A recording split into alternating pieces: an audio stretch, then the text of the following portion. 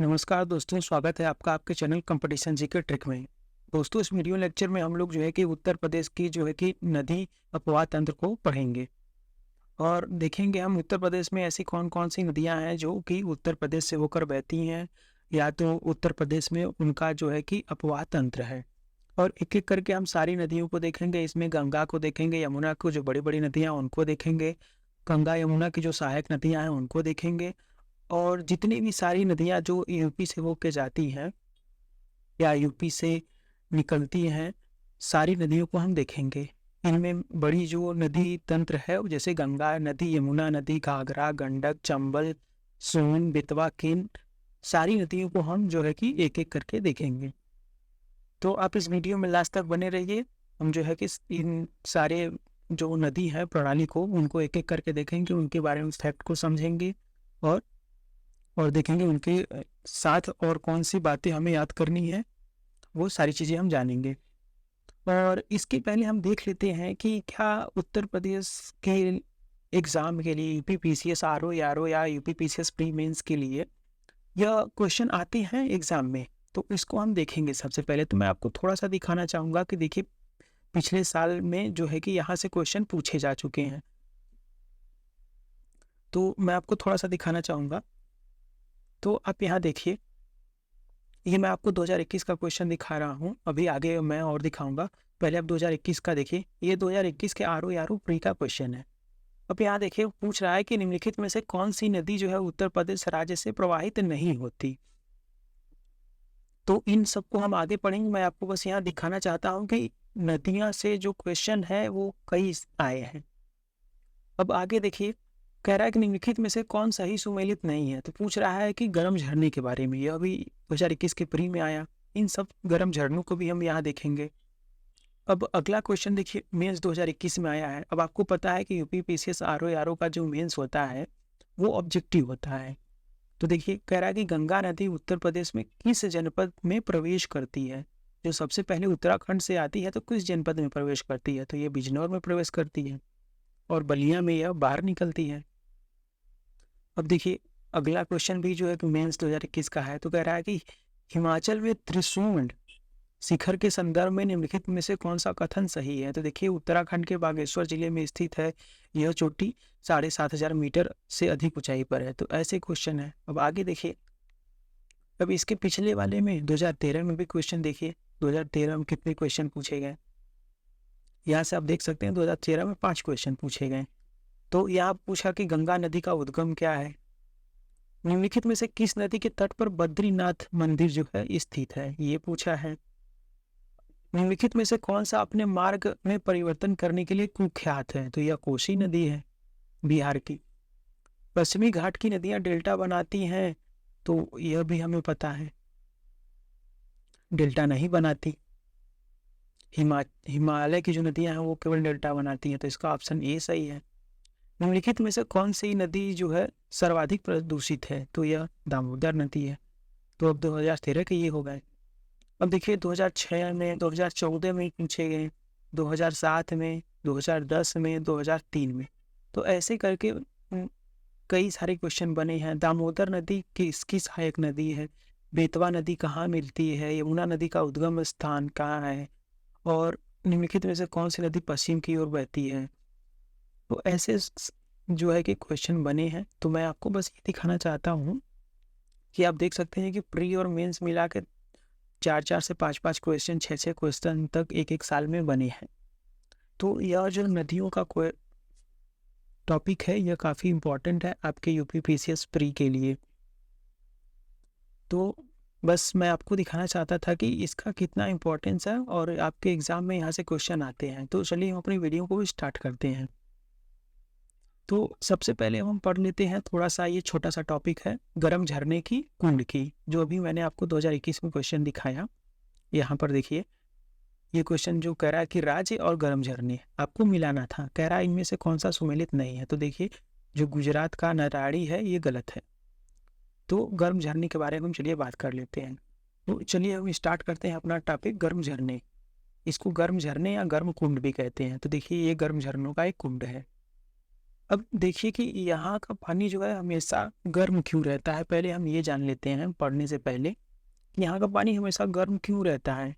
तो देखिए इसका रीज़न यही है कि अगर आपने भूगोल पढ़ा होगा, आपको भूगोल की जानकारी होगी थोड़ी बहुत, तो आप जानते होंगे कि मैग्मा चट्टानों का पिघला हुआ रूप है। मैग्मा जो है वो चट्टानों का पिघला हुआ रूप है, जिसकी रचना ठोस है, आधी पिघली हुई अथवा पूरी तरह से पिघली चट्टानों के द्वारा होती है और जो पृथ्वी की सतह के नीचे निर्मित होता है। मैग्मा जो होता है या तो ठोस होता है या तो आधी पिघली या पूरी तरह से पिघली होती है और जो है कि पृथ्वी के अंदर होता है। यह मैग्मा जो है पृथ्वी की विभिन्न परतों से घिरा हुआ होता है और इसका टेम्परेचर बहुत हाई होता है। यदि पृथ्वी की परतों से यह गलती से फट जाता है तो जबरदस्त मात्रा में मैग्मा आसपास के चट्टानों में स्थानांतरित होती है। इसके बाद वहां मौजूद पानी में उस थर्मल ऊर्जा को चट्टानों से स्थानांतरित कर दिया जाता है। तब पानी का तापमान बढ़ जाएगा, जिसके परिणाम स्वरूप जो है गर्म पानी बनता है और यह पानी हमेशा गर्म रहता है।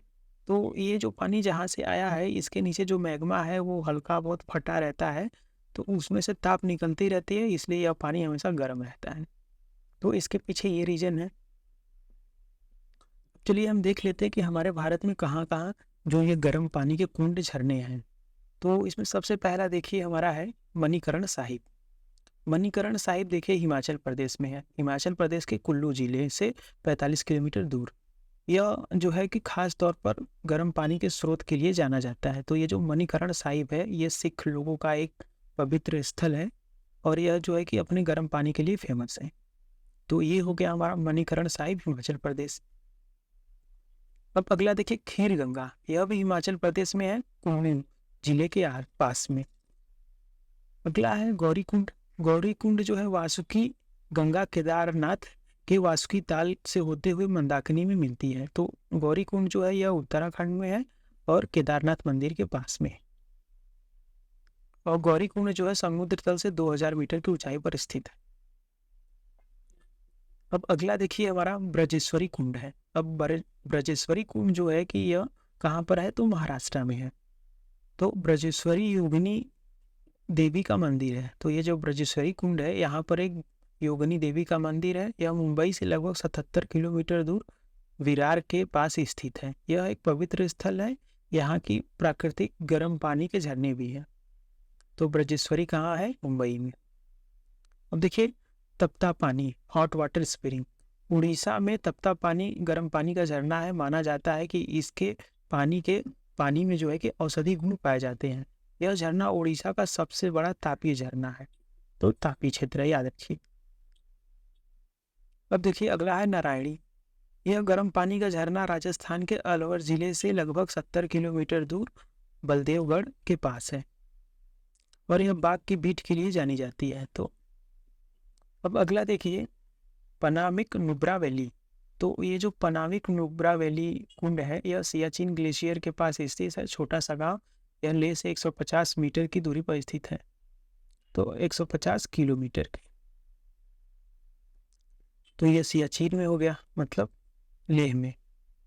अब देखिए युमथांग स्प्रिंग। अब युमथांग स्प्रिंग जो है यह सिक्किम में है और ऋषिकुंड जो है यह भी सिक्किम में है। तो दोनों याद रखिए। और यह पर्यटन के बीच बहुत लोकप्रिय नहीं है, जो ऋषिकुंड है यह नहीं है, क्योंकि यह काफ़ी ऊंचाई पे होने के बावजूद जो है कि काफ़ी ऊंचाई पर होने की वजह से यहाँ के लोग ज़्यादा पर्यटन नहीं करते और आसपास के लोग जो है इस गर्म पानी का इस्तेमाल करते हैं। और ये जो युमथांग स्प्रिंग है यह सिक्किम के सबसे प्रसिद्ध स्थानों में है और यहाँ लोग घूमने जाते हैं और इसकी ऊंचाई देखिए 15,000 फीट से ज़्यादा है। तो दोस्तों ये रहे हमारे जो है कि गर्म पानी की जर्नी। आप देख सकते हैं, आप याद कर लीजिए, ज़्यादा नहीं है, कुल मिला के 9-10 है ही। इसको आप याद कर सकते हैं। अभी मैं आपको दिखाया कि 2021 के एग्ज़ाम में यहाँ से क्वेश्चन पूछे गए। तो ये रहा हमारा। अब चलिए हम उत्तर प्रदेश में बहने वाली नदियों के लिए जो हमारा मेन टॉपिक है आज का, उसको पढ़ते हैं। तो हमारा आज का टॉपिक है उत्तर प्रदेश में बहने वाली प्रमुख नदियाँ। और इन नदियों में हम लोग गंगा, यमुना, घाघरा, गंडक, कोसी, चंबल, केन, बेतवा, तमसा, सोन, दामोदर और हम सारी चीज़ों को पढ़ेंगे। और नदी को हम उत्तराखंड से निकालेंगे और पढ़ते पढ़ते इसको हम बे ऑफ बंगाल तक पहुंचाएंगे। तो ये है हमारा। अब चलिए हम स्टार्ट करते हैं अपनी वीडियो को। तो दोस्तों चलिए हम स्टार्ट करते हैं अपना नदी तंत्र, नदी प्रणाली। तो देखिए, किसी क्षेत्र का अपवाह तंत्र वहाँ की भूवैज्ञानिक समयावधि, चट्टानों की प्रकृति एवं संरचना, स्थलाकृति, ढाल, प्रवाहित जल की मात्रा एवं उसकी अवधि पर निर्भर होता है। प्रदेश में अधिकांश नदियों का जो प्रवाह है वो किधर से है? उत्तर पश्चिम से दक्षिण पूर्व दिशा की ओर है। अब इसका कारण ये है, कह रहा है कि जिसका कारण प्रदेश का उत्तरी एवं पश्चिमी भाग का ऊंचा होना है। इन नदियों का बहाव जो है उत्तर में हिमालय तथा दक्षिण में विंध्य द्वारा निर्धारित है तथा प्रदेश में मैदानी भाग में समानांतर अपवाह तंत्र पाया जाता है। तो ये है हमारा उत्तर प्रदेश का नदी प्रणाली। आप ध्यान दीजिए कि यूपी का जो नदी प्रणाली सिस्टम है वो किधर से है? उत्तर पश्चिम से दक्षिण पूर्व दिशा की ओर झुका हुआ है। और इसका कारण ये है कि उत्तर प्रदेश का जो भाग है वो उत्तर तथा पश्चिमी भाग का ऊपर उठा हुआ होना है। अगर जैसे मैं आपको दिखाऊं मैप में, तो अगर आप मैप देखिए तो ये है गंगा नदी का प्रवाह तंत्र, ज़्यादातर यही नदियों का प्रवाह तंत्र है। तो ये जो नॉर्थ वेस्ट का भाग है, आपको पता है कि ये हिमालयी भाग है, हिमालयी भाग है, ये ऊपर है। और जो ये साउथ ईस्ट का भाग है, ये आपको पता है कि ये ढलानी है, मैदानी है। तो जल जो है नदियों से ऊपर की तरफ होते हुए गंगा यमुना नदी प्रवाह सिस्टम से ऐसे ऐसे ये नीचे आता है। तो यही कह रहा है वो। तो अब यहाँ देखिए, कह रहा है कि उद्गम स्थल के आधार पर प्रदेश की नदियों को 3 भागों में विभाजित किया गया है। अगर आपसे एग्जाम में पूछे कि उत्तर प्रदेश की नदियों को कितनी भागों में बांटा गया है, तो ध्यान रखिए कि 3 भागों में बांटा गया है। वो कौन कौन सी है देखिए। तो देखते हैं हम अपवाह तंत्र का वर्गीकरण। अपवाह तंत्र का मतलब होता है ड्रेनेज सिस्टम, तो याद रखिए। अब देखिए, पहला है हिमालयी नदियाँ। दूसरा कौन सा है? प्रदेश के मैदानी क्षेत्र से निकलने वाली नदियाँ। तीसरा है दक्षिणी पठार से निकलने वाली नदियाँ। तो देखिए, पहला जो हिमालयी नदियाँ हैं उसमें कौन कौन सी आती हैं, तो ये नाम आप याद रखिए। एग्जाम में पूछा जा सकता है कि उत्तर प्रदेश की हिमालयी नदियाँ कौन कौन सी हैं। तो देखिए, गंगा है, यमुना है, काली है जिसको शारदा भी कहते हैं, राम गंगा है, गंडक है, राप्ती है, सरयू है, घाघरा और कर्नाली नदी भी कहते हैं इसको, और जो है अरिज कोसी, रामगंगा की सहायक नदी है, लास्ट में है रोहिणी। तो ये सारी नदियां जो है ना, हिमालयी नदियां हैं। अब दूसरा देखिए, उत्तर प्रदेश के मैदानी क्षेत्र से निकलने वाली नदियां हैं, जो मैदानी क्षेत्र से निकलती हैं। तो उनमें से पहला है गोमती, वरुणा, सई, पांडो, ईशान। अगर आप उत्तर प्रदेश के रहते होंगे तो हो सकता है इनमें से कोई नदी आपके क्षेत्र से निकलती हो या आपके क्षेत्र से होकर गुजरती हो। अगर ऐसा है तो आप कमेंट करके लिखिए। अब तीसरा देखिए, दक्षिणी पठार से निकलने वाली नदियाँ। अब दक्षिणी पठार से निकलने वाली नदियाँ, तो देखिए इसमें सोन है, रिहंद है, टोंस है, केन है, चंबल है, बेतवा है, कन्हार। अब इनमें से ज़्यादातर नदियाँ जो हैं, आधा चंबल, बेतवा, ये सब नदियाँ यमुना की ट्रिब्यूटरी हैं। सोन, रिहंद जो है गंगा की है। तो ध्यान दीजिएगा, ये है दक्षिणी पठार से निकलने वाली नदियाँ, जो भारत का दक्षिणी पठार है वहां से निकलती है। आगे चलिए देखिए, हिमालय की विभिन्न श्रेणियों से निकलने वाली नदियां जो है सदा नीरा होती हैं। अब सदा नीरा का ये मतलब है ऐसी नदियां जो सदा, साल भर, 12मासी, इसको अगर कहा जाए तो ये 12मासी नदियां हैं, साल भर इसमें पानी होती है। तो हिमालय से अगर कोई नदी निकल रही है तो वो 12मासी होगी। क्यों? क्योंकि हिमालय का जो कनेक्शन वो डायरेक्ट ग्लेशियर से होता है, ग्लेशियर पिघलते रहते हैं, पानी टपक टपक के नीचे आता रहता है। तो ऐसे क्या होता है, इनमें 12 महीने जो है कि फ्लो बना रहता है, कम या ज़्यादा, लेकिन नदियाँ कभी सूखती नहीं। तो सदा नीरा का ये मतलब है कि नदियों में 12 महीने जो है जल रहेगा और वो कभी सूखेगी नहीं। अर्थात इन हिमालयी नदियों द्वारा वर्ष भर जल प्रवाहित होता रहता है। उत्तर प्रदेश के दक्षिणी भाग में स्थित पठारों बिंद श्रेणियों से निकलने वाली नदियों में ग्रीष्म ऋतु में जल का अभाव होता है। यहाँ से निकलने वाली अधिकांश नदियां सूख जाती हैं। तो देखिए, इनमें से जो तीन भागों में विभाजित किया गया है, इनमें से हिमालयी नदियां जो है वो 12 मासी हैं। यह क्वेश्चन जो है यूपीएससी में पूछा जा चुका है। 12 मासी हैं। बाकी ये है दोनों जो मैदानी भागों के और दक्षिणी पठार के, ये जो है कि 12 मासी नहीं है। इसमें ग्रीष्म ऋतु में जल सूख जाएगा और बरसात में जो है जलाशयों में कहीं पानी भरा रहेगा और नदियों में, तो उसमें एक जो है कि फ्लो बना रहेगा बरसात में, और गर्मियों में सूख जाएंगे। तो ये कह रहा है। तो आप याद रखिए कि हिमालयी नदियां 12 मासी हैं, सदा नीरी हैं, लेकिन दक्षिणी और विंध्य क्षेत्र की मैदानी नदियां वो सूख जाती हैं गर्मियों में। अब देखिए, अगर नदी पढ़ रहे हैं आप, तो नदी में दो बातें होती हैं, एक को कहते हैं सहायक नदी, एक को कहते हैं वितरिका। अगर इंग्लिश में आप समझते हैं तो एक को ट्रिब्यूटरी कहते हैं, एक को डिस्ट्रीब्यूटरी। तो इसका क्या मतलब है, देखिए पहले पढ़ते हैं। मुख्य नदी से मिलने वाली नदियां जिसका आधार तल मुख्य नदी से ऊंचा होता है। तो देखिए, मुख्य नदी में मिलने वाली नदियां, जैसे कोई एक बड़ी नदी आ रही है, ठीक है, मान लीजिए यमुना नदी है, यमुना और सोन, ये नदियां क्या होता है कि थोड़ा ऊंचे क्षेत्र से आती हैं और ये बड़ी नदी में जाके मिल जाती हैं। जैसे यमुना आ रही है गंगा में, जाके इलाहाबाद में मिल जा रही है, तो इसको क्या कहेंगे, यह यमुना की ट्रिब्यूटरी है, सहायक नदी है। मतलब गंगा के पानी में यह सहायता कर रही है, यहाँ से ले तो नहीं रही है ना इसमें, बल्कि दे ही रही है जल को। तो इसको कहते हैं सहायक नदियां या ट्रिब्यूटरी। इसके एग्जाम्पल है यमुना और सोन, बड़े नदियां। अब वितरिका क्या होता है, जिसको डिस्ट्रीब्यूटरी कहते हैं, तो ये होता है मुख्य नदी से निकलने वाली छोटी नदी जो उनमें नहीं मिलती। तो जैसे हुगली नदी, तो हुगली नदी जो है वो देखिए गंगा में जाके मिलती नहीं, बल्कि गंगा से जल उठा के वो दूसरी तरफ आती है, मतलब बाहर आती है, वहां से पानी लेती है। ये क्या है कि पानी दे रही है और ये है पानी ले रही है वहां से। तो इसको क्या कहते हैं, डिस्ट्रीब्यूटरी या वितरिका। तो आप याद रखिएगा।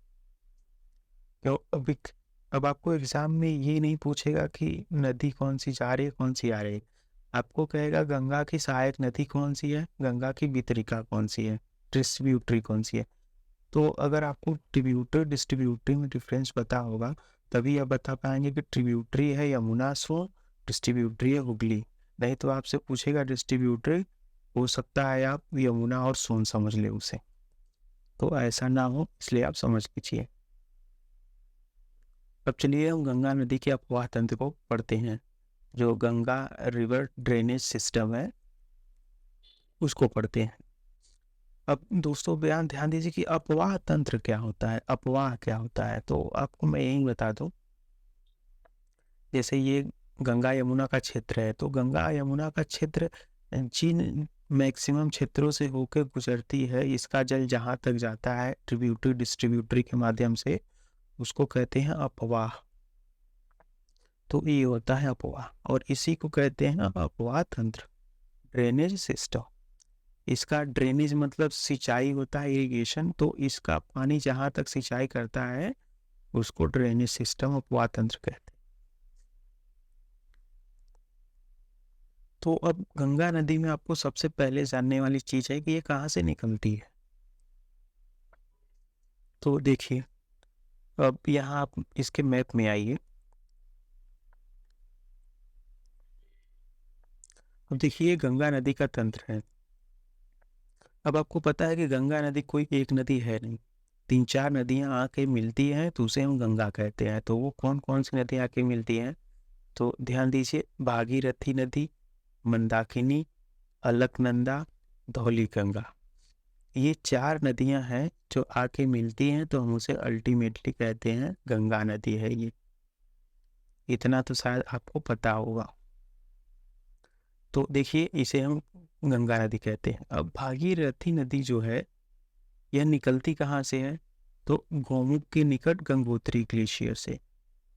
गोमुख के निकट गंगोत्री ग्लेशियर से निकलती है भागीरथी। चोराबाड़ी ग्लेशियर से केदारनाथ के पास से निकलती है मंदाकिनी। अब ऐसे ही सतोपंथ ग्लेशियर से निकलती है बद्रीनाथ के पास से अलकनंदा, और ऋषि गंगा से निकलती है धौली गंगा। तो अब तो ये 4 नदियां हो गई। अगर एग्जाम में पूछा जाए कि गंगा नदी कहाँ से निकलती है, कौन सी ग्लेशियर से, तो आप चारों तो लगाएंगे नहीं। तो अगर एक शब्द में पूछा जाए कि गंगा नदी कहाँ से निकलती है, तो उसे कहेंगे कि गंगा नदी जो है गंगोत्री से निकलती है। ये भागीरथी को जो है गंगा की मेन नदी समझा जाता है। तो आप बताएंगे कि यह गंगोत्री से निकलती है। अब ध्यान दीजिए कि अब इसमें आपको साथ ही साथ ये भी समझना है कि जो केदारनाथ जो है ये कौन सी नदी पे है, मंदाकिनी, और ये कौन से ग्लेशियर के पास है, तो चोराबाड़ी लेक, चोराबाड़ी हिमनद ग्लेशियर। तो ये ध्यान रखिए। और बद्रीनाथ कहाँ है, तो यह सतोपंथ ग्लेशियर, हिमानी मतलब होता है ग्लेशियर। तो ध्यान रखिए कि बद्रीनाथ जो है वो अलकनंदा नदी यहाँ से गुजरती है, और बद्रीनाथ जो है सतोपंथ ग्लेशियर के पास है, और मंदाकिनी जो है वो केदारनाथ ग्लेशियर के पास है, केदारनाथ के पास है, और चोराबाड़ी ग्लेशियर से ये निकलती है मंदाकिनी। और मंदाकिनी को ही काली गंगा भी कहते हैं। अब धौली गंगा का भी देख लीजिए, तो ये ऋषि गंगा से निकलती है, ऋषि गंगा ग्लेशियर है यहाँ से निकलती है, और इसे धौली गंगा कहते हैं। अब इसमें एग्जाम में और जो क्वेश्चन पूछा जाता है, तो देखिए, तो एग्जाम में जो दूसरी बात पूछी जाती है, अब ये देखिए यमुना है, अभी यमुना को हम बाद में पढ़ेंगे अगले नदी तंत्र में, तो पहले गंगा का देखते हैं। तो आप देखिए ये अब ये धौली गंगा नदी जो है और अलकनंदा, अब ये दोनों नदियाँ दोनों ग्लेशियर से निकलती हैं, फिर ये चलती हैं आती हैं, और ये मिलती कहाँ है, तो विष्णु प्रयाग में, जिसको हम जोशी मठ कहते हैं। और जोशी मठ अभी रिसेंट टाइम में आप यहाँ की ज़मीन धंसने की वजह से काफ़ी न्यूज में था, ज़मीन धंस रही थी, ज़मीन फट रहे थे। तो हो सकता है एग्जाम में न्यूज में हो जोशी मठ, पूछ ले आपसे रिवर सिस्टम, चीज़ें तो एक ही हैं। तो ध्यान दीजिए कि अलकनंदा और धौली गंगा मिलती कहाँ है, विष्णु प्रयाग में, तो याद रखिए। अब इधर से देखिए कुछ और नदियां हैं, जैसे अब यहाँ ध्यान दीजिए, ये मंदाकिनी नदी और पिंडार।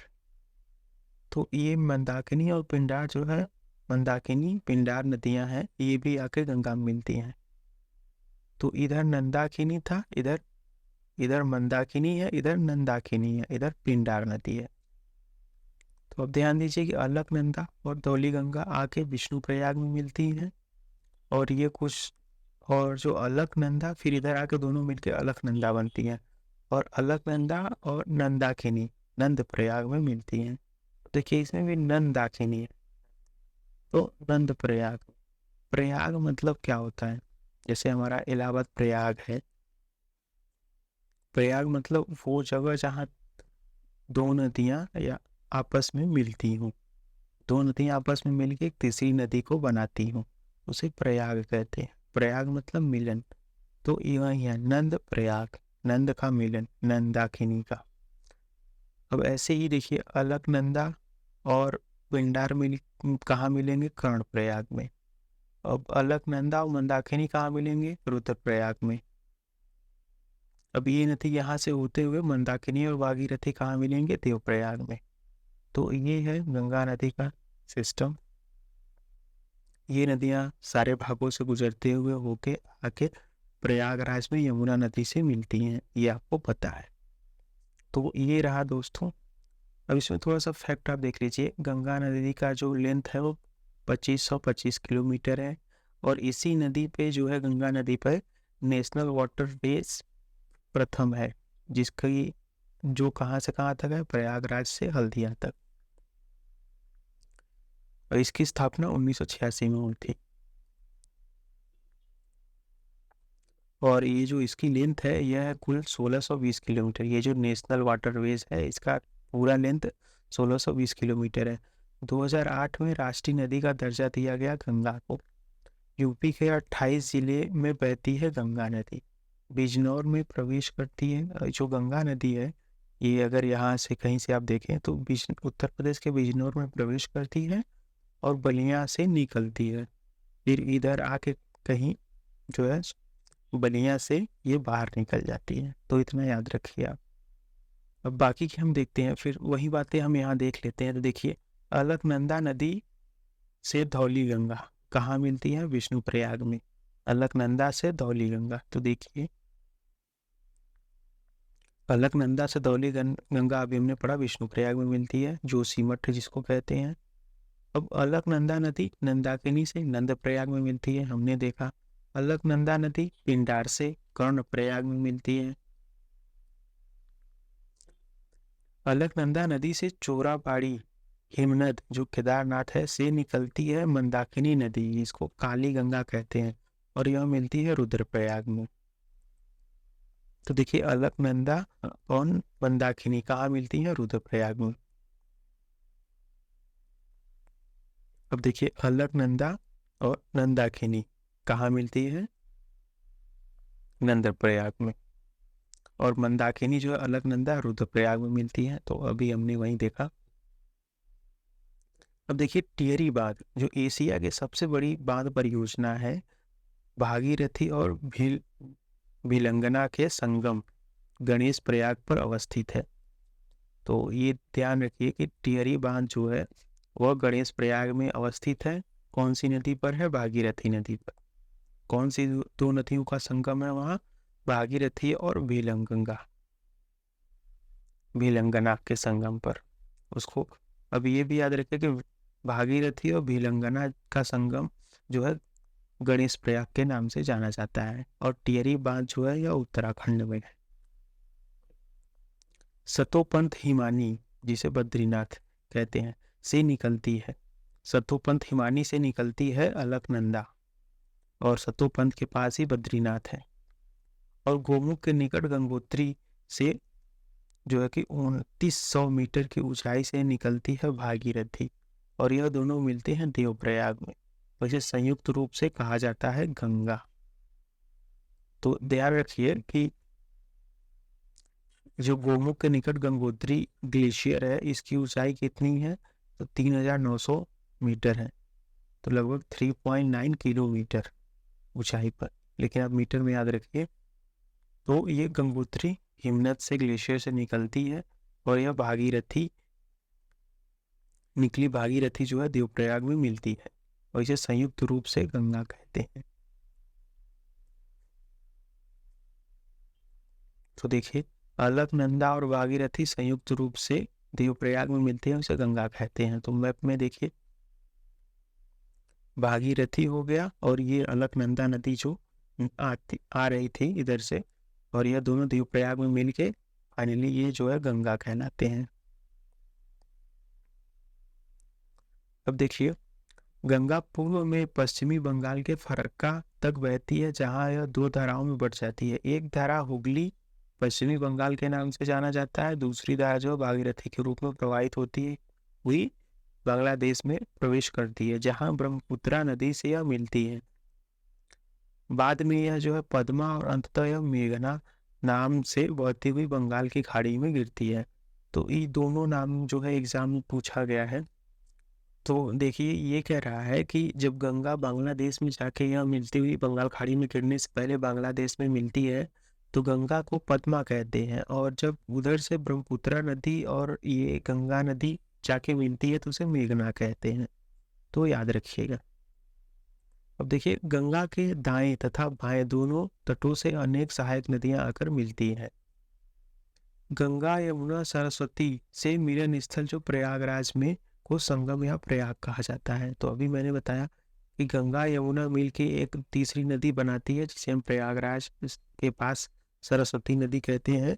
अगर आप प्रयागराज के होंगे तो ये बातें जानते होंगे, यहीं पर माघ मेला आयोजित की जाती है। अब अगला देखिए, गंगा की सबसे बड़ी सहायक नदी है यमुना नदी, जो बंदर पूछ की चोटी यमुनोत्री से निकलती है। तो याद रखें कि गंगा जो है गंगोत्री से निकलती है, यमुना जो है यमुनोत्री से निकलती है। तो नाम जो है उसी से आया है, तो आपको याद करने में आसानी होगी। तो यमुना नदी जो है यमुनोत्री के हिमनद से निकलती है तथा प्रयागराज में गंगा के दाएं तट पर मिलती है। सोन भी गंगा के दाएं तट पर मिलती है, तो याद रखिएगा। अभी मैं आपको मैप में दिखाऊंगा, पहले हम देख लेते हैं इसको और फिर आगे देखिए। तो ये दाएं तट से कौन कौन सी नदियां मिल रही हैं? यमुना मिल रही है और सोन। तो देखिए दाएं तट से यमुना और सोन मिल रही है। चंबल, सिंध, बेतवा, केन इत्यादि नदियां जो है यमुना के दाएं तट की सहायक नदियां हैं। तो ये जो चंबल, सिंध, केन, बेतवा है, यह जो है यमुना के दाएं तट पे मिलती है और यमुना की सहायक नदियां हैं। चंबल की सहायक नदियों में बनास, काली सिंध, कूनो इत्यादि हैं। और ये बनास, काली सिंध और कूनो जो है चंबल की सहायक नदियां हैं। कूनो जो है ये मध्य प्रदेश में कूनो नेशनल पार्क इसी नदी के बाद स्थित है। बनास की सहायक नदियों में खरी और धुंध जो है प्रमुख है। तो अब देखिए यमुना की सहायक नदी है चंबल, चंबल की सहायक नदी है बनास, बनास की सहायक नदी है खरी और धुंध। तो ध्यान रखिए। गंगा नदी पर ही जो है कि राष्ट्रीय जलमार्ग संख्या 1 प्रयागराज से हल्दिया तक स्थित है, जो कि 1886 में नामित किया गया। इसकी लंबाई 1620 किलोमीटर है। यह देश का सर्वाधिक लंबा आंतरिक जलमार्ग है। वर्तमान में जो है कुल 6 राष्ट्रीय राजमार्ग है। तो अभी मैंने बताया कि ये नेशनल वाटरवेज प्रथम जो है प्रयागराज से हल्दिया के बीच में है। प्रयागराज जो है उत्तर प्रदेश में, हल्दिया जो है आसाम में है। और देखिए कुल गंगा की लंबाई 2525 किलोमीटर है, 2525 किलोमीटर, तथा मुहाना इसका पश्चिम बंगाल की खाड़ी में स्थित है। भारत की नदियों में सबसे बड़ा अपवाह तंत्र गंगा का ही है। 2008 में गंगा को राष्ट्रीय नदी का दर्जा दे दिया गया था, तो याद रखिए। सन 2017 में उत्तराखंड हाईकोर्ट ने गंगा तथा यमुना नदी को जीवित मानव का दर्जा दिया था, तो ये भी याद रखिए आप कि जीवित मानव का दर्जा कब दिया गया, तो 2017 में। गंगा नदी के किनारे बसा सबसे बड़ा शहर कौन सा है? तो कानपुर। तो याद रखिए गंगा नदी के किनारे सबसे बड़ा शहर बसा कौन है? तो कानपुर है। आप प्रयाग भी कह सकते हैं, बड़ा शहर है। फिर उसके आगे वाराणसी, वाराणसी है। फिर बिहार का जो पटना है। तो ये 3-4 शहर आप याद रखिए। अब देखिए गंगा नदी जो है उत्तर प्रदेश के कुल 28 जिलों से होकर गुजरती है। यह यूपी के बिजनौर में प्रवेश करती है और बलिया में बाहर निकल जाती है।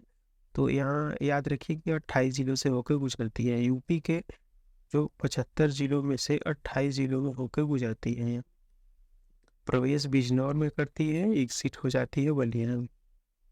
अब आगे देखिए कह रहा है कि जो उत्तर प्रदेश में गंगा नदी है यह 1450 किलोमीटर है, सबसे अधिक। अब आपको पता है कि गंगा नदी जो है उत्तराखंड से निकलती है, उत्तराखंड से फिर यूपी में आती है, फिर यूपी से ये बिहार में जाती है, बिहार से जो है वेस्ट बंगाल में।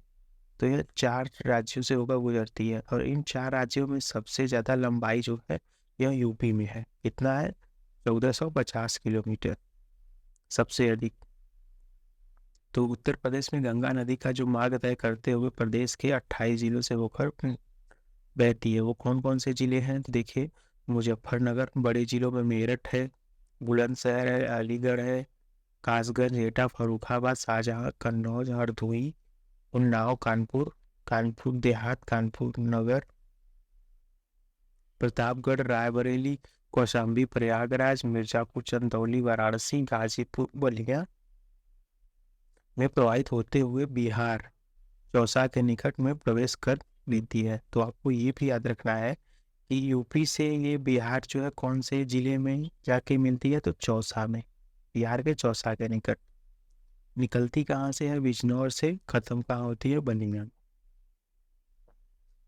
गंगा नदी जो है हरिद्वार उत्तराखंड के निकट पर्वतीय प्रदेश को छोड़कर मैदानी भागों में प्रवेश करती है। तो ये भी आपको याद होनी चाहिए कि गंगा नदी जो है हरिद्वार जिले में यहाँ पर्वतीय भागों को छोड़कर मैदानी भागों में प्रवेश कर लेती है। हरिद्वार में पहुंचते ही इसकी दिशा जो है दक्षिण से दक्षिण पूर्व में हो जाती है। तो यह तो पहले ऊपर से आती है, दक्षिण से आती है, लेकिन ये जो है फिर यहाँ हरिद्वार में जब ये मैदानी भागों में आती है तो यह दक्षिण से ईस्ट की तरफ मुड़ती है। तो ध्यान रखिएगा। गंगा नदी को पवित्र नदी तथा प्राणदायिनी के साथ ही सुरसरी, भागीरथी, पद्मा, देव नदी, जाह्नवी के नाम से भी जाना जाता है। और यह जो है कि पर्यायवाची है किसके? गंगा के। तो आपको यह भी ध्यान रखना है कि सुरसरी, भागीरथी, पद्मा, देव नदी, जाह्नवी, अगर आप यूपीपीसी सारों यारों की तैयारी कर रहे होंगे तो आपने ये पहले से ही पढ़ रखा होगा। अगर नहीं पढ़ रखा है तो मेरे यूट्यूब चैनल पे जो है कि पर्यायवाची की 500 प्लस वीडियो का जो है कि 500 प्लस क्वेश्चन का वीडियो पड़ा है, उसको आप देख सकते हैं। लिंक को मैं डिस्क्रिप्शन में डाल दूंगा। अब आगे देखिए, जैन धर्म का जो पवित्र पर्यटन स्थल है वो कंपिल गंगा नदी के किनारे ही स्थित है। तो ध्यान रखिएगा ये भी बात। अब यहाँ देखिए, गंगा नदी अपने जो प्रवाह क्रम में निम्नलिखित नामों से जानी जाती है। तो गंगा नदी जैसे जैसे प्रवाह अपना बदलती है उसका नाम भी बदलता रहता है। तो देखिए, गंगा नदी जो है उत्तराखंड, इसको गंगा नदी को उत्तराखंड, उत्तर प्रदेश, बिहार, झारखंड, पश्चिम बंगाल में क्या कहते हैं? गंगा। तो ध्यान रखिएगा कि जो गंगा है वो 5 राज्यों से होकर गुजरती है। यहाँ मैंने 4 बताया, यहाँ झारखंड भी ऐड कर लीजिए। तो 5 राज्यों से होकर गुजरती है और इसके यहाँ जो है गंगा कहा जाता है। तो इसको हुगली और भागीरथी कहा जाता है। कहाँ पर? पश्चिम बंगाल में। अब 2 वितरिकाओं में बढ़ते हुए मुख्य शाखा जो है भागीरथी बांग्लादेश चली जाती है। पद्मा जो है बांग्लादेश में प्रवेश करने के पश्चात कहलाती है। तो मैंने आपको बताया कि इसे बांग्लादेश में पद्मा कहते हैं। मेघना, और ये ब्रह्मपुत्रा से मिलती है तो इसे मेघना कहते हैं। और मेघना जो है ब्रह्मपुत्रा से मिलती है। और ब्रह्मपुत्रा नदी को जो है जमुना कहते हैं पश्चिम बंगाल में और बांग्लादेश में। तो मेघना जो है जमुना से मिलने के पश्चात कहलाती है। अंततः मेघना के नाम से ही अपना जल बंगाल की खाड़ी में विसर्जित करती है। अब गंगा नदी के बाएं तट से मिलने वाली सहायक नदियां, तो ये दोनों चीजें तो आपको बस सब रट ही लेनी है। गंगा नदी की सहायक नदियां जो बाएं तट से मिलती हैं और गंगा नदी की सहायक नदियां जो दाएं तट से मिलती हैं। तो बाएं तट से मतलब लेफ्ट से जो नदियां मिलती हैं उसे रामगंगा, गोमती, घाघरा, राप्ती, गंडक, कोशी, महानंदा कहते हैं। और गंगा नदी के जो दाएं तट से जो राइट साइड से मिलती हैं वो कौन सी नदियां हैं? यमुना है, टोंस है, चंद्रप्रभा है, कर्मनाशा है और सोन है। अब जिनको कंफ्यूजन हो कि ये नदियों को हम कैसे माने कि ये दाएं की हैं, ये बाएं की हैं, नदियां तो बस ऐसे हैं। अब ये कौन सी जो है बाएं से आ रही है, कौन सी दाएं से, ये कैसे डिसाइड होगा? तो आप ध्यान दीजिए, यहाँ मैप में गंगा नदी निकली कहाँ से है और कहीं से निकल कर कहीं से तो जा रही होगी ना। तो ये निकली है उत्तराखंड से, तो ये नदी मान लीजिए आप ऐसे आ रही है। तो इसमें देखिए, ये नदी मान लीजिए ये इसका डायरेक्शन किधर है? ईस्ट की तरफ। ये नदी ऐसे जा रही है और जाते जाते जो है बंगाल की खाड़ी में यह गिर रही है। तो अगर आपका मान लीजिए आप यहाँ नदी के पास खड़े हैं, यहाँ नदी के पास प्रयागराज के पास खड़े हैं और आप नदी का फ्लो इधर का है ईस्ट की तरफ, तो आप ईस्ट की तरफ देख रहे हैं। तो आपके उधर का जो हुआ, अगर आप ईस्ट की तरफ देख रहे हैं तो आपके उधर का जो हुआ ये क्या हुआ? लेफ्ट हुआ। और इधर का जो हुआ वह राइट हुआ। अब खुद से फील करके देखिए। तो यही डिसाइड करती हैं कि गंगा की कौन सी लेफ्ट ट्रिब्यूटरी है, कौन राइट की। तो देखिए लेफ्ट की ट्रिब्यूटरी कौन है, अभी हमने देखा रामगंगा है, गोमती है, घाघरा है, गंडक है, बूढ़ी गंडक है। अब ये सब जो है लेफ्ट की सहायक नदियां हैं, कौन सी, बाएं की। अब ये इधर है दाएं, तो इधर दाएं कौन सी सहायक नदियां हैं, तो आप यहाँ देखिए चंबल है, ये यमुना की है। यहाँ जो नदियां हैं वो इसमें देखिए यमुना है, टोंस है, चंद्रप्रभा है, कर्मनाशा है, सोन है। तो ये सब नदियां कौन सी है, दाएं की हैं। तो ये सब नदियां कौन सी है, दाएं की। अब देखिए टोंस, सोन, टोंस, कर्मनाशा, ये सारी नदियां हैं जो दाएं की तरफ है। और यह कहाँ से निकलती हैं, मध्य प्रदेश के अमरकंटक की पहाड़ी से। तो आपको ये भी याद रखना है, अभी हम आगे पढ़ेंगे। अब हम चलिए अपना जो है अगला रिवर स्टार्ट करते हैं, यमुना। ये देखिए यमुना गंगा की प्रमुख सहायक नदी है। यमुना को जो है कालिंदी, यामी, नीलांबरा, कृष्णा, गंभीरा और सूर्य पुत्री कहते हैं। तो ये सारे जो पर्यायवाची हैं यमुना के। देखिए यह नदी जो है कि 6316 मीटर की ऊंची बंदरपूछ श्रेणी पर स्थित यमुनोत्री ग्लेशियर उत्तरकाशी से निकलती है। अभी जो यमुनोत्री ग्लेशियर की ऊंचाई कितनी है, तो 6316 मीटर से मैदानी भागों में निकल के प्रवेश करती है। गंगा नदी में यह जो है प्रयागराज में मिलती है। मैदानी भागों में प्रवेश करने से पूर्व इसमें टोंस, गिरी और आसन नदियां, तीनों नदियां उत्तराखंड में मिलती हैं।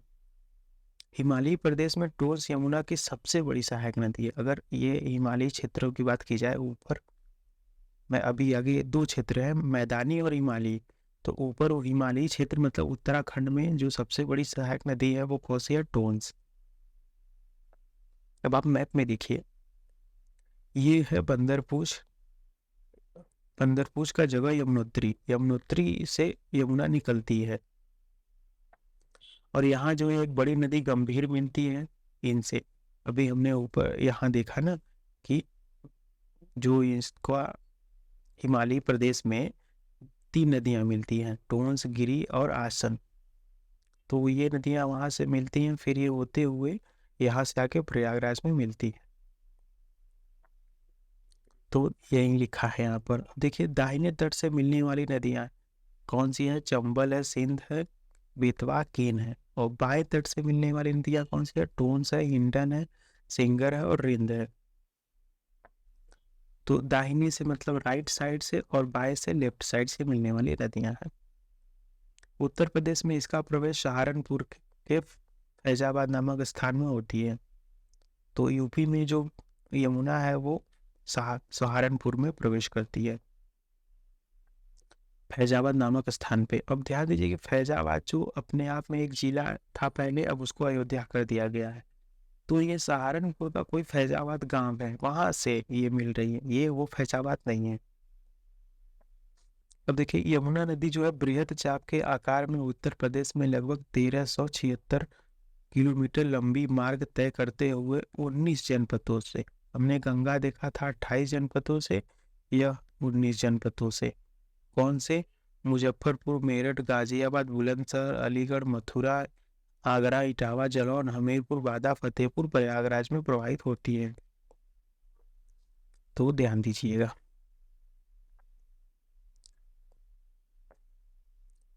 अब देखिए दिल्ली के निकट यमुना काफी प्रदूषित है। तो पूछा जाए कि यमुना का कौन मतलब यमुना कौन सी जगह सबसे ज्यादा प्रदूषित है, तो दिल्ली के।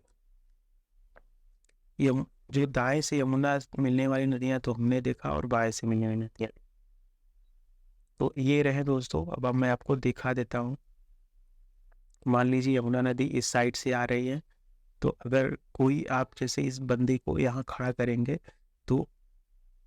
तो देखिए ये इसका राइट होगा और ये इसका लेफ्ट होगा। तो इसके राइट दाहिने साइड की जो सहायक नदियाँ कौन सी हैं, चंबल है, सिंध है, बेतवा है, केन है। और बेतवा नदी पर जो है माता टीला परियोजना चलती है, ये एग्जाम में पूछा जा चुका है। और इस चंबल नदी पे जो है कि बहुत सारी परियोजनाएं चलती हैं। तो देखिए, चुलिया जलप्रपात, चंबल परियोजना, गांधी सागर डैम, जवाहर सागर और राणा प्रताप, ये तीनों जो है बहुत इंपॉर्टेंट है, इसको याद रखिए। और चुलिया जलप्रपात जो है यह चंबल नदी पे है, राजस्थान में। और चंबल की सहायक नदी बनास, काली, कूनो है। तो याद रखिए। अब देखिए, यमुना नदी हमने देखा यूपी के 19 जिलों से होकर बहती है, सहारनपुर में यह प्रवेश करती है। टोंस जो है यमुना की सबसे बड़ी सहायक नदी है, तो टोंस याद रखिए। गंगा की सबसे बड़ी सहायक नदी यमुना है, यमुना की सबसे बड़ी सहायक नदी टोंस,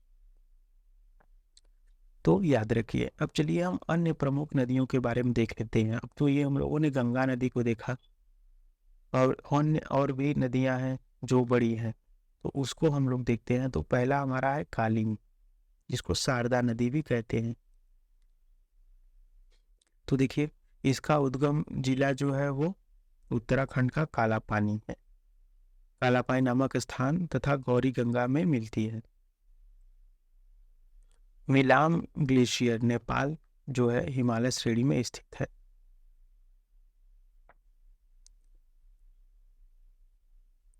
अब जो काली है शारदा नदी, यह कौन से ग्लेशियर से निकलती है? तो मिलाम ग्लेशियर से, जो कि नेपाल में है। और उत्तराखंड में यह काला पानी नामक स्थान में आके मिलती है। टनकपुर, देखिए टनकपुर उत्तराखंड के बाद यह शारदा नाम से जानी जाती है। शारदा नदी प्रारंभ में गौरी गंगा तथा भारत नेपाल सीमा पर काली नदी के नाम से जानी जाती है। उत्तर प्रदेश में सर्वाधिक इसका प्रवेश जो है, उत्तर प्रदेश में सर्वप्रथम इसका प्रवेश जो है पीलीभीत जनपद में होता है। तो याद रखिए, पीलीभीत में होता है। और गंगा का कहाँ हो रहा था? बिजनौर में। यमुना कहाँ हो रही है? सहारनपुर में। सीतापुर के बासरा के पास पहुंचकर यह घाघरा नदी में मिलती है। तो ध्यान रखिए, यह सीतापुर में घाघरा नदी में मिलती है। और यूपी में यह प्रवेश कहाँ से करती है? पीलीभीत से। अब देखिए, अगला हमारा रामगंगा है। रामगंगा का उद्गम देखिए, उद्गम है गरसैंण के निकट गढ़वाल की पहाड़ी उत्तराखंड के दूधोतुली पर्वत से होती है। यह उत्तर प्रदेश में बिजनौर जनपद में कालागढ़ किले के पास जो है पौड़ी जिले के निकट मैदानी भागों में प्रवेश करती है। बाईं ओर से मिलने वाली गंगा की पहली सबसे बड़ी यह सहायक नदी है। तो ये बात ध्यान रखिए, बाईं ओर से सबसे पहली जो नदी मिलती है वो रामगंगा है। यह उत्तर प्रदेश में मुरादाबाद, बरेली, बदायूं, शाहजहांपुर, फर्रुखाबाद, हरदोई आदि जनपदों में 690 किलोमीटर प्रवाहित होते हुए कन्नौज के पास गंगा नदी में मिलती है। तो याद रखिए, रामगंगा गंगा से कहाँ मिलती है? कन्नौज में। और काली गंगा जो है यह यूपी में कहाँ मिलती है? तो यह पीलीभीत में प्रवेश करती है। इस नदी पर कालागढ़ बांध जो है निर्मित है। तो कालागढ़ आप ध्यान रखिए। अब कालागढ़ बांध कौन सी जगह पर है, तो इसलिए इसका नाम है। तो देखिए, दूसरी लाइन क्या थी? यह उत्तर प्रदेश के बिजनौर जनपद के कालागढ़ किला, यहाँ कोई किला है जिसके निकट यह मैदानी भागों में प्रवेश करती है। उत्तराखंड से आके यह प्रवेश करती है बिजनौर में, कालागढ़ जिले के पास। इसीलिए यहाँ एक बांध बना है कालागढ़ बांध, उसका नाम है कालागढ़ बांध। अब इसकी रामगंगा की सहायक नदियां जो है खो है, गगन है, अरिल है। जिम कॉर्बेट नेशनल पार्क जो है यहीं पर स्थित है। और रामगंगा से ही जो जिम कॉर्बेट नेशनल पार्क जो है प्रवाहित होती है Ramganga. Jim Corbett national park कहाँ है? उत्तराखंड में। देखिए, घाघरा या करनाली नदी, इसे सरयू नदी के नाम से भी जाना जाता है। इस नदी का उद्गम तिब्बत के पठार पर स्थित माप चाचुंगो हिमनद तिब्बत से होती है। माप चाचुंगो ग्लेशियर। यह नदी जो है मैदानी प्रदेश में करनाली तथा पर्वतीय प्रदेश में घाघरा कहलाती है। मैदानी भागों में उत्तर प्रदेश में इसे करनाली कहते हैं और उत्तराखंड में इसे घाघरा कहते हैं। यह नदी मैदानी भागों में प्रवाहित होकर दो उप शाखाओं में विभाजित हो जाती है। इसके द्वारा विभाजित पश्चिमी शाखा कर्णाली कहलाती है, पूर्वी शाखा जो है शिखा के नाम से जानी जाती है। इतना आपको डीप में नहीं जानना है, लेकिन नाम जरूर एक बार सुने रहिए। इस नदी की दोनों उपशिराओं की धाराएं आगे चलकर आपस में मिल जाती हैं।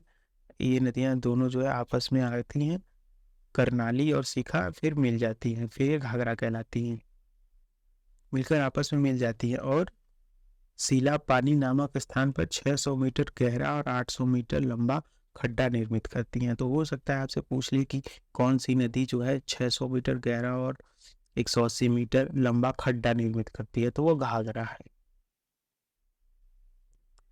घाघरा नदी उत्तर प्रदेश के लखीमपुर खीरी और बहराइच की सीमा निर्धारित करते हुए होते हुए प्रवेश करती है। तो ध्यान दीजिए कि लखीमपुर खीरी और बहराइच की जो सीमा निर्धारित करती है वो घाघरा नदी करती है। इस नदी में उत्तर प्रदेश के सीतापुर में बासरा नामक स्थान पर इसमें काली नदी मिल जाती है। तो घाघरा से काली नदी जो है सीतापुर में मिलती है। हमने ये घाघरा नदी वाले में यहाँ ऊपर वाले नदी में पढ़ा था, काली नदी।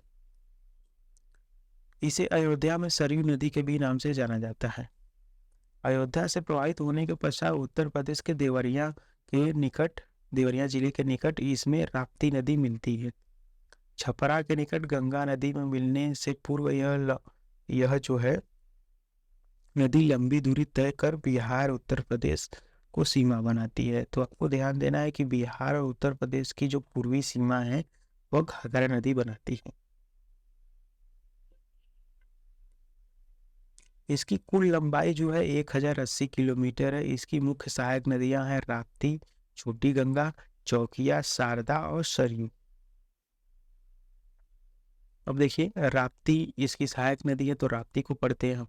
इसकी लंबाई 640 किलोमीटर है। इसकी मुख्य शाखा को उत्तरी भाग में बूढ़ी राप्ती के नाम से जाने जाते हैं। अब बूढ़ी राप्ती और यंग राप्ती इसलिए है, नदियां देखिए समय के साथ अपना रास्ता बदलती हैं। तो पहले जो रास्ता अपनाती थी नदी, उसे बूढ़ी राप्ती कहते हैं। नदी समय के साथ अपना रास्ता बदलती, तो उसको अब राप्ती कहते हैं। पुरानी वाली को कहेंगे बूढ़ी राप्ती। तो ये है बूढ़ी राप्ती और यंग राप्ती। राप्ती नदी का उद्गम नेपाल की जो है लघु हिमालय श्रेणी में स्थित धौलागिरी के निकट रुकु मकोट नामक स्थल से निकलती है। इसके बाईं ओर से मिलने वाली नदियां रोहिणी हैं, जो गोरखपुर के समीप मिलती हैं, और आगे चलकर राप्ती तथा घाघरा नदी का संगम देवरिया के बरहज नामक स्थल पर होती है। इसे गोरखपुर का शोक भी कहा जाता है। तो याद रखिएगा, राप्ती को गोरखपुर का शोक भी कहा जाता है। यह उत्तर प्रदेश के बहराइच, श्रावस्ती, बलरामपुर, सिद्धार्थनगर, संत कबीर नगर और गोरखपुर में प्रवाहित होती है। अब इसे गोरखपुर का शोक इसलिए कहा जाता है, अभी मैंने बताया कि ये बूढ़ी राप्ती वाला खेल, क्योंकि नदियाँ अपना रास्ता बदलती हैं, तो अपने साथ जो है रास्ता इसलिए बदलती हैं कि अपने साथ ये ऊंचाई से जो है बहुत सारे कचरा, सिल्ट वगैरह, बालू और मिट्टियाँ लाती हैं, और ये धीरे धीरे जो है नदियों का जो मुख है वो भर जाता है, और तो ये कहीं ना कहीं मैदानी जैसा दिखने लगती हैं। तो मैदानी दिखेंगी तो ये पानी को बहुत ज़्यादा जो है क्षेत्र में मैदानी क्षेत्रों में प्रवाहित कर देंगी। तो इससे क्या है कि यहाँ बाढ़ आती है, तो इसलिए इसको शोक कहते हैं। अब देखिए, गोमती नदी, इसका उद्गम पीलीभीत की कुल्हड़ झील से होता है। 640 किलोमीटर लंबाई है। यह एग्जाम में पूछा जा चुका है कि गोमती नदी का उद्गम जगह क्या है, तो कुल्हड़ झील है। इसकी प्रमुख नदी है सई। गोमती नदी उत्तर प्रदेश के पीलीभीत, शाहजहांपुर, लखीमपुर खीरी, लखनऊ, सुल्तानपुर, जौनपुर इत्यादि जनपदों से प्रवाहित होते हुए गाजीपुर के कैथी नामक स्थल में गंगा नदी में मिल जाती है। तो ये रहा हमारा। अब देखिए, उत्तर प्रदेश में जो नदियां हैं उनके अन्य नाम। तो गंगा नदी का हमने अन्य नाम देखा, जाह्नवी भागीरथी है। यमुना का कालिंदी सूर्यपुत्री है। गंडक का शालिग्राम और नारायणी। शारदा का काली और महाकाली। घाघरा का करनाली, गोमती का गोमल। अब इन नदियों का जो हम देख लेते हैं कि उद्गम स्थल क्या है, उद्गम स्थल क्या है, इसकी लंबाई क्या है, ओवरऑल लंबाई क्या है, और उत्तर प्रदेश में लंबाई क्या है, और इनकी सहायक नदियां एक जगह हम पढ़ते हैं एक रिवीजन के तौर पे। तो देखिए, गंगा नदी हमने देखा है गंगोत्री से निकलती है उत्तराखंड से। इसकी ओवरऑल लंबाई जो है 2525 है। यूपी में इसकी लंबाई 1450 है। इसकी सहायक नदियां कौन सी है? रामगंगा, गोमती, घाघरा, गंडक, बूढ़ी गंडक, कोसी, महानदी, सोन और यमुना। और देखिए, अब यमुना नदी, यमुना यमुनोत्री से निकलती है, यह भी उत्तराखंड से। इसकी ओवरऑल लंबाई 1384 किलोमीटर है और यूपी में यह 1376 किलोमीटर प्रवाहित होती है। और इसकी जो राइट ट्रिब्यूटरी है वो चंबल है, सिंध, केन, बेतवा है। लेफ्ट की जो है टोन्स, हिंडन, सेंगर और रिंद है। अब देखिए आगे, रामगंगा जो है यह लघु हिमालय नेपाल से निकलती है। इसकी लंबाई केवल और केवल उत्तर प्रदेश में है। नेपाल से निकलने के बाद, ये तो नेपाल हमारा इंटरनेशनल बॉर्डर हो गया, तो उसकी लंबाई हम क्यों देखेंगे, वो हमारी स्टेट में नहीं गुजर रही है। तो इसकी लंबाई यूपी में 696 है। तो इसकी सहायक नदियाँ खो है, गगन है, अरिल है।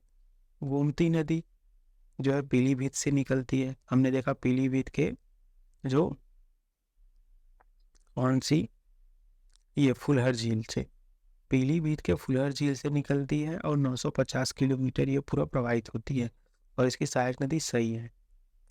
घाघरा को माप चचुंगी नेपाल से निकलती है, 1080 किलोमीटर। करनाली, शिखा, राप्ती, छोटी गंगा, चौकिया, शारदा, सरयू। तो राप्ती, शारदा जो है ये सब इसकी सहायक नदियां हैं। अब गंडक देखिए, गंडक जो है मानकोट और कुतांग नेपाल से निकलती है। इसकी सहायक नदियां हैं काली, त्रिशूल गंगा। 690 किलोमीटर इसका लेंथ है। अब ऐसे ही देखिए ये सारी नदियां हैं, इसको आप देख सकते हैं, उतना इम्पोर्टेंट नहीं है। जैसे कि गंडक के बाद बूढ़ी गंडक जो है वो सोमेश्वर पहाड़ी से निकलती है। बागमती इसकी सहायक नदी है। मोस्टली आपको सहायक नदी याद रखनी है। अब सोन की देखिए सहायक नदी बनास, श्रीहन, उत्तरी कोयल, जोहिल और गोपद कन्हर है। ऐसे ही केन का श्याम मरड़ी है, राप्ती का रोहिणी है, टोन्स का वेलन है, शारदा का काली और महाकाली है। अब आगे देखिए गंगा और अन्य नदियों के जो संगम स्थल है उसको देखिए। तो इधर मुख्य नदियां हैं, इधर सहायक नदियां। तो देखिए अलकनंदा और धौली गंगा मिलते हैं कहाँ? विष्णुप्रयाग में। अलकनंदा और नंदाकिनी नंदप्रयाग में मिलते हैं। अलकनंदा और पिंडार नदी जो है कर्णप्रयाग में मिलते हैं। अलकनंदा और मंदाकिनी रुद्रप्रयाग में मिलते हैं। अब ध्यान मानिए दोस्तों, ये जो रुद्रप्रयाग, देवप्रयाग, नंदप्रयाग, यह यूपी पीसीएस एग्जाम में ये क्वेश्चन प्री में आ चुके हैं। इसको आप हल्के में मत लीजिए, आपको याद होना चाहिए। तो देखिए अलकनंदा भागीरथी कहाँ मिलते हैं? देवप्रयाग में। अलकनंदा जो है देवप्रयाग में मिलती है भागीरथी से। और अलकनंदा और रुद्र गंगा कहाँ मिलती है? गंगोत्री के निकट। और अलकनंदा और जाड़ गंगा जो है भैरव घाटी के निकट मिलती है।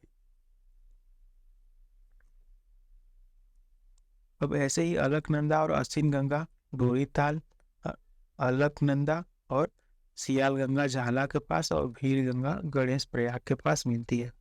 तो अलकनंदा और भील गंगा जो है गणेश प्रयाग के पास मिलती है।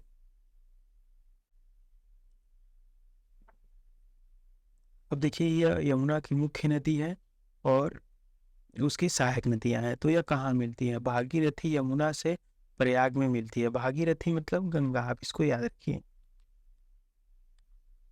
तमसा बलिया के पास मिलती है। वरुणा जो है वाराणसी से, रामगंगा कन्नौज, गोमती जो है कैथी गाजीपुर से मिलती है। घाघरा जो है छपरा के पास सारण मिलती है। गंडक जो है वो सोनपुर हाजी बिहार में मिलती है। और बूढ़ी गंडक जो है बिहार में खगड़िया जिले के निकट। वैसे ही गंगा नदी है, देखिए गंगा नदी का जो कोसी है वो कुर्सेला के निकट कटिहार बिहार में मिलती है। महानंदा जो है मनहारी कटिहार बिहार में मिलती है। सोन जो है पटना के समीप बिहार में मिलती है। कर्मनाशा बक्सर में मिलती है। चंबल जो है औरैया के मुदा मुरादगंज निकट उत्तर प्रदेश में मिलती है। सिंध जो है जालौन के जग जगमनपुर निकट उत्तर प्रदेश में मिलती है। और बेतवा जो है हमीरपुर के निकट उत्तर प्रदेश में मिलती है। अब ऐसे ही यमुना का जो है हो गया बेतवा, केन, टोंस और हिंडन, ये सब देख लीजिए। बांदा के सिरसा के पास, प्रयागराज और नोएडा के पास मिलती है। ये सब ऐसे ही हैं। अब इनमें कुछ नदियां हम देख लेते हैं जैसे अभी बची हुई हैं। तो गंडक नदी, इसकी लंबाई 425 किलोमीटर है। इसकी सहायक नदी है काली और त्रिशूल गंगा। तो मोस्टली आपको जो ये सब छोटी मोटी गंगा है उसकी सहायक नदियां याद रखनी है। एग्जाम में एक बार पूछा गया है कि कौन सी नदी जो है अजय, तो एक ऐसे ही अजय नदी थी, तो इसके बारे में पूछा गया था कि सहायक नदी है कि नहीं है। आगे देखिए, गोल एवं चिकने शालिग्राम पत्थर बहाकर लाने के लिए नेपाल में इसे शालिग्रामी या नारायणी के नाम से जाना जाता है। तो गंडक को जो है शालिग्रामी या नारायणी किस लिए कहा जाता है? क्योंकि यह नेपाल से शालिग्रामी पत्थर बहा के लाती है। ने, नेपाल से इस निकलने के पश्चात यह नदी उत्तर प्रदेश के महाराजगंज जनपद में सीमा से प्रवाहित होते हुए पटना के पास गंगा नदी में मिलती है।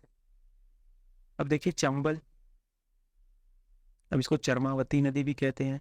इसकी कुल लंबाई 1050 किलोमीटर है। इसका उद्गम स्थल मध्य प्रदेश के इंदौर के पास जो है जाना पाव पहाड़ी है। तो चंबल कहाँ से? मध्य प्रदेश से निकलती है। इसकी सहायक नदियां कौन सी हैं? काली, सिंध, सिप्ता, पार्वती, बनास। यह जो है चंबल नदी राजस्थान मध्य प्रदेश की सीमा से प्रवाहित होते हुए, साथ ही यह उत्तर प्रदेश के आगरा इटावा की सीमा से प्रवाहित होते हुए औरैया के मुरादगंज के समीप इटावा से लगभग 40 किलोमीटर दूर यमुना में मिलती है। तो हमने पढ़ा था कि चंबल जो है यमुना की सहायक नदी है। निकलती कहाँ से है? मध्य प्रदेश से। इसका अपवाह तंत्र कौन से राज्यों में है? तो राजस्थान, मध्य प्रदेश और उत्तर प्रदेश। चंबल नदी अपनी गहरी कंदराओं और बीहड़ों के लिए प्रसिद्ध है।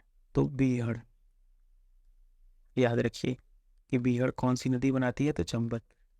यह नदी जो है अवनालिकाओं का निर्माण करती है। चंबल नदी पर कौन कौन से डैम है? देखिए, Gandhi Sagar dam, Rana Pratap Sagar dam, Jawahar Sagar dam. तो ये तीनों डैम याद रखिए। तीनों डैम यूपीपीसीएस में पूछे जा चुके हैं। कौन से राज्य में है, कौन सी नदी पे है, कौन से राज्य में है? तो चंबल नदी पे गांधी सागर डैम है, राणा प्रताप डैम है और जवाहर डैम।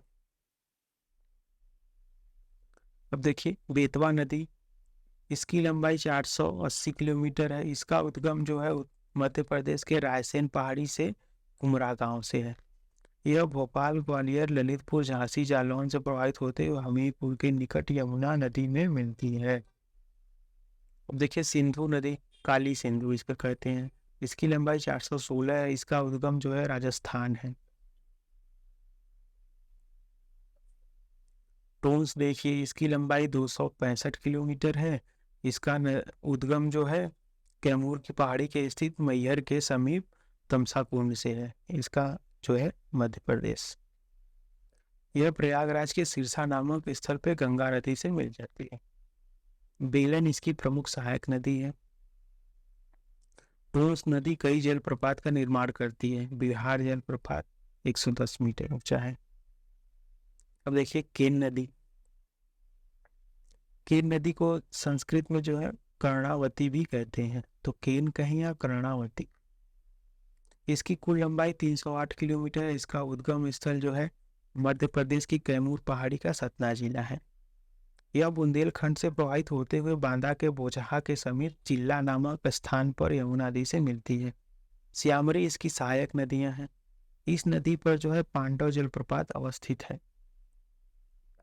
तो ध्यान रखिएगा। अब सोन नदी देखिए, इसे स्वर्ण नदी भी कहते हैं। यह नदी का उद्गम जो है अमरकंटक पहाड़ी के शेषाकुंड नामक स्थान से निकलती है। इसकी लंबाई जो है 780 किलोमीटर है। इसकी सहायक नदियाँ कौन सी हैं? बनास है, रिहंद है, उत्तरी कोयल है, जोइल है, गोपद है, कनहर है। तो दोस्तों यह इम्पोर्टेंट है, इसको आप याद रखिए कि यह अमरकंटक पहाड़ी से निकलती है, यह इम्पोर्टेंट है। इस नदी का नाम सोन इसलिए पड़ा क्योंकि इस नदी की बालू के रेत में पीले रंग का जो सोने की तरह चमकती है। तो इसके जो बालू के रेत हैं वो पीले रंग के हैं, तो यह सोने की तरह चमकती है, इसलिए इसे सोन नदी कहते हैं। और ऐसा नहीं कि सोन नदी में सोना मिलता है। यह मध्य प्रदेश में गुजरते हुए उत्तर प्रदेश के सोनभद्र जिले में प्रवाहित होती है, बिहार में पटना के पश्चिम दानापुर में गंगा से मिल जाती है, और सोन के नदी पर ही जो है रिहंद नदी पर रिहंद बांध है, सोनभद्र में ही है। अब देखिए हिंडन नदी, इसका प्राचीन नाम जो है हर नदी है। यह यमुना की सहायक नदी है। इसकी लंबाई 346 किलोमीटर है। इसका उद्गम शिवालिक की तलहटी से है। यह राज्य के सहारनपुर, शामली, मुजफ्फरनगर, मेरठ, बागपत, गाजियाबाद से प्रभावित होते हैं। गौतम बुद्ध नगर के समीप यमुना नदी से मिलती है।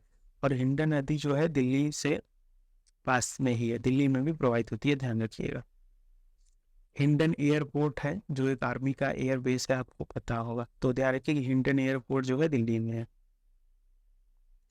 अब देखिए नदियों के तट पर बसे उत्तर प्रदेश के प्रमुख शहर पढ़ लेते हैं। एग्जाम में पूछा गया है, जैसे आपको रैंडम दे दिया जाएगा कि बताइए मेरठ कौन सी नदी के तट पर स्थित है, बड़े बड़े शहरों के नाम दे दिए जाएंगे, तो हम मोटा मोटा एक बार देख लेते हैं। तो देखिए गंगा नदी के तट पर जो बड़े शहर हैं वो है मुजफ्फरनगर, बिजनौर। बिजनौर में तो ये प्रवेश ही करती है, तो इसको तो आप समझ ही जाइए। मेरठ, अमरोहा, हापुड़, बुलंदशहर, अलीगढ़, बदायूं, कासगंज, एटा, फर्रुखाबाद, शाहजहांपुर, कन्नौज, हरदोई, उन्नाव, कानपुर, प्रतापगढ़, रायबरेली, फतेहपुर, कौशाम्बी, प्रयागराज, मिर्जापुर, वाराणसी, गाजीपुर और बलिया में यह बाहर निकल जाती है, प्रवेश करती है बिजनौर में, बलिया में बाहर निकल जाती है, जाके चौसा में मिलती है, बिहार।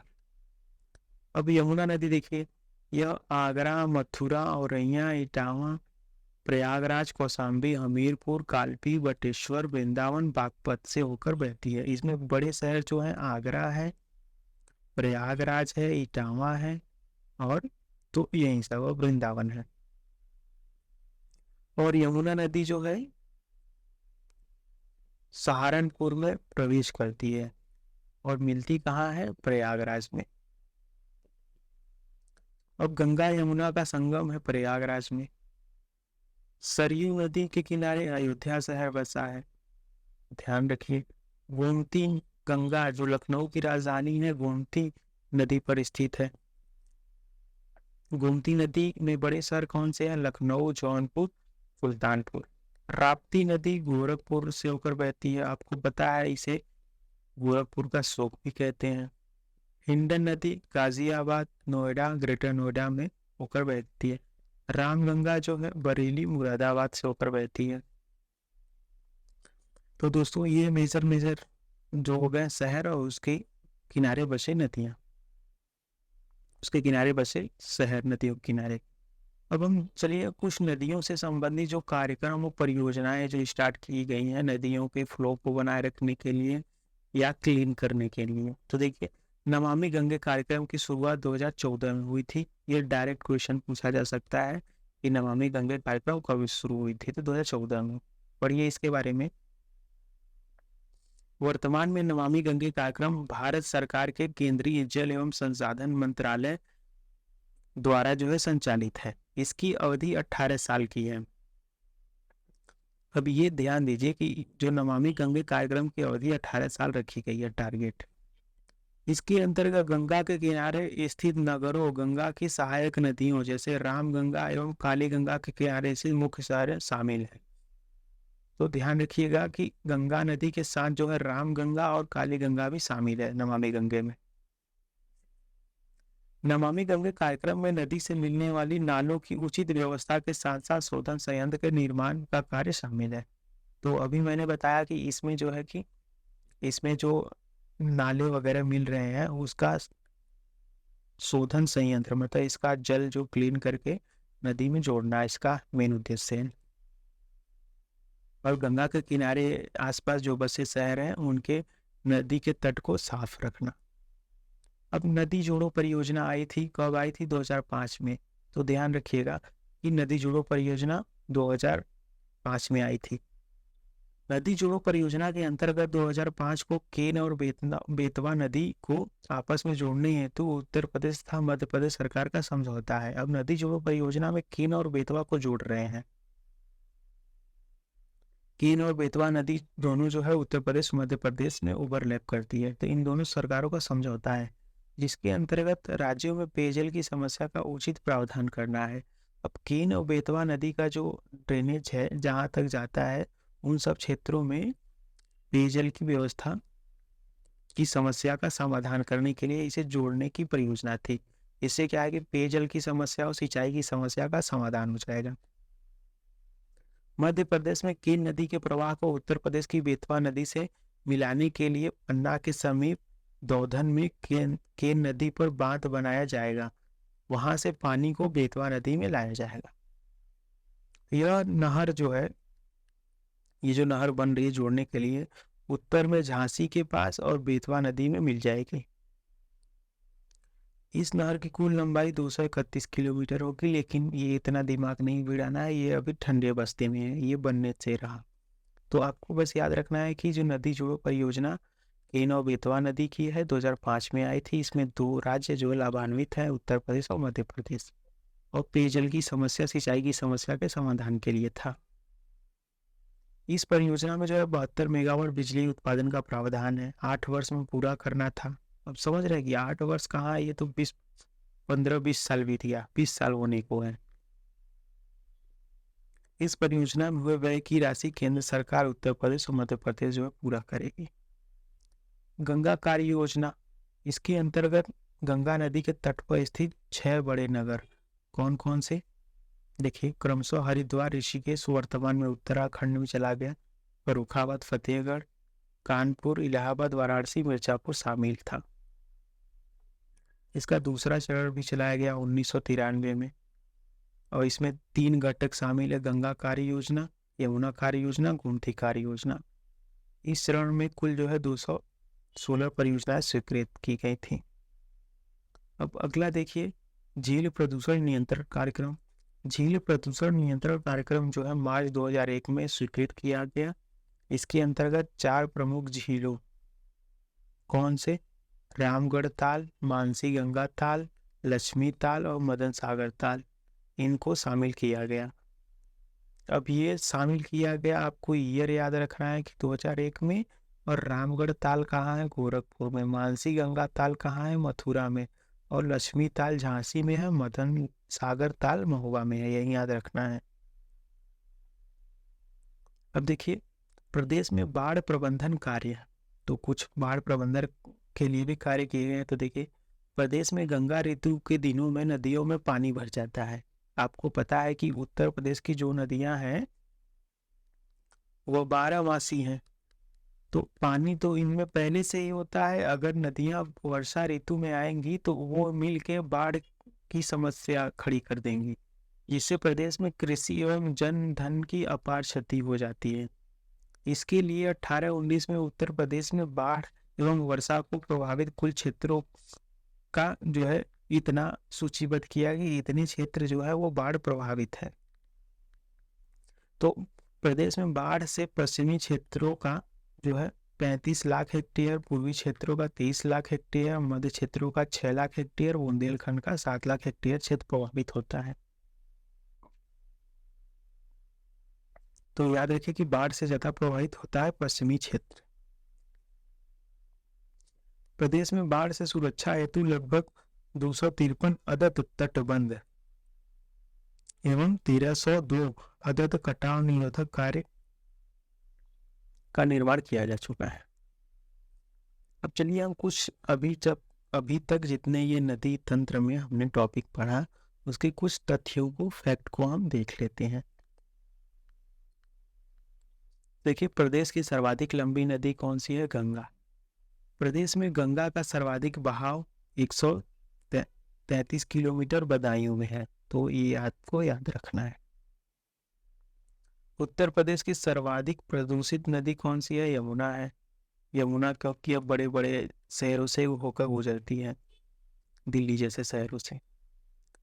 रामगंगा नदी गंगा में मिलती है, कन्नौज के पास। काली नदी कहाँ मिलती है? कन्नौज के पास। बूढ़ी गंगा कहाँ मिलती है? बदायूं में। और राज्य में गंडक नदी का प्रवेश व निकास कहाँ होता है? तो प्रवेश होता है महाराजगंज में गंडक का, और निकलती है कुशीनगर से। प्रदेश में शारदा नदी, जिसे सरयू नदी के भी सरयू नदी से कहाँ मिलती है? तो सीतापुर के बासरा में। शारदा नदी कहाँ से प्रवेश करती है? पीलीभीत से। राज्य में चंबल नदी का प्रवेश कहाँ से है? आगरा। सिंधु नदी का प्रवेश कहाँ से है? तो औरैया जलौन की सीमा पर। बेतवा नदी का प्रवेश ललितपुर में। कीन नदी का प्रवेश बांदा में।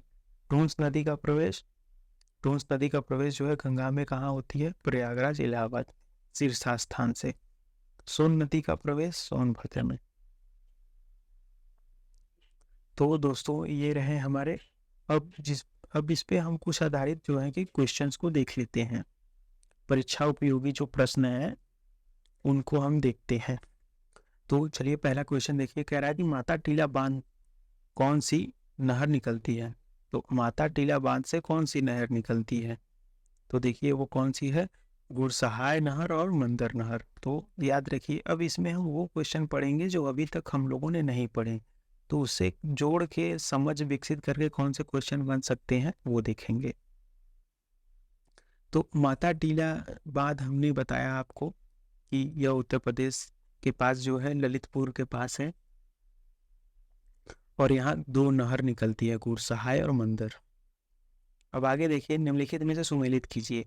फरक्का, घाटप्रभा, हीराकुंड और रिहंद कौन कौन से राज्य में है? तो रिहंद तो अभी हम लोगों ने पढ़ा कि यह उत्तर प्रदेश में, और फरक्का जो है पश्चिम बंगाल में है। हीराकुंड कहाँ है? उड़ीसा में। घाटप्रभा कर्नाटक में। इस हिसाब से हमारा आंसर बी है। ए का 2 हो गया, बी का 1, सी का 3 और 4, डी का। अब देखिए सूची 1 को सूची 2 से मिलाइए। अलकनंदा भागीरथी कहाँ मिलती है? तो वही है। तो देखिए रुद्रप्रयाग किसे कौन कौन सी नदियों के मिलन स्थल को कहते हैं? तो अलकनंदा और मंदाकिनी को। विष्णु प्रयाग, धौली गंगा और अलकनंदा को। कौन प्रयाग किसे कहते हैं? तो अलकनंदा और पिंडार को। देव प्रयाग जो है भागीरथी और अलकनंदा। तो ये हो गया, इस हिसाब से हमारा आंसर जो है ए हो गया। निम्नलिखित में से कौन सी उत्तर प्रदेश की पेयजल परियोजना है? तो देखिए कौन सी पेयजल परियोजना है? तो यह गोकुल बैराज परियोजना। अब आपको ध्यान देना है कि यह उत्तर प्रदेश की परियोजना है और पेयजल की परियोजना है। आगे देखिए, निम्नलिखित में से किस नदी को राष्ट्रीय जलमार्ग 1 के रूप में प्रयुक्त किया जा रहा है? तो अभी हमने देखा कि यह गंगा है। उत्तर प्रदेश की सबसे लंबी नहर कौन सी है? तो उत्तर प्रदेश की सबसे लंबी नहर जो है वो शारदा नहर है। हथनी कुंड परियोजना किस नदी पर है? तो यह यमुना नदी पर है। निम्नलिखित में से कौन सी नदी ब्रह्मा घाट नामक स्थान पर कर्नाली नदी से मिलती है और घाघरा नदी बन जाती है? तो यह कौन सी नदी है? शारदा। फुलहर झील उत्तर प्रदेश के किस राज्य में स्थित है? तो फुलहर झील हमने देखा था उत्तर प्रदेश में है। निम्नलिखित में से कौन सा जो है बांध बेतवा नदी पर बनाया गया है? कौन सा? राजघाट।